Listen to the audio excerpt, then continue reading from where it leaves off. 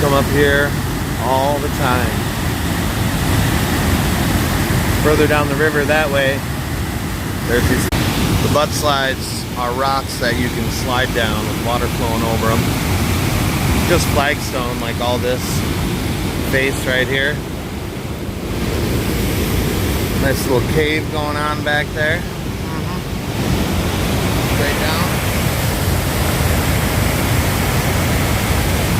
Pretty freaking cool, man.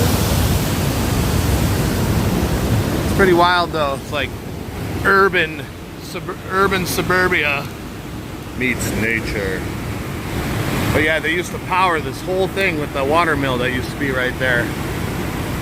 See all the equipment used to run right there. Big wheel.